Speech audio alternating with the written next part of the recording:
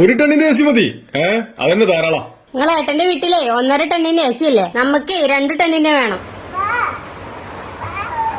ഞാനാണ് ഭർത്താവ്. എന്റെ വീട്ടിലെ കാര്യം തീരുമാനിക്കുന്നതും ഞാനാണ്. അവസാന വാക്കിന്റെതാണ്. 2 ടണ്ണിന്റെ AC ആയിക്കോട്ടെ.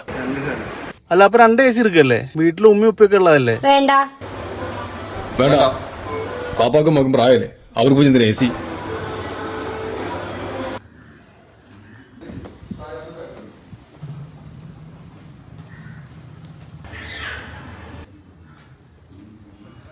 പാപ്പാ, ഞങ്ങളൊന്ന് പുറത്തു പോവാം. ഞങ്ങളെ വരാൻ വഴുകും.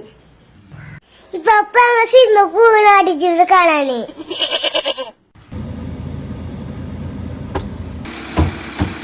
നിങ്ങൾ നമ്മളെ റൂമിൽ വാതില് പൂട്ടിയാ? ഞാനും മറന്നു. അപ്പൊ നമ്മള് വരുന്ന AC ഇട്ടിരിക്കും. കഴിഞ്ഞ പ്രാവശ്യത്തെ കറണ്ട് ബില്ല് ഓർമ്മല്ലേ?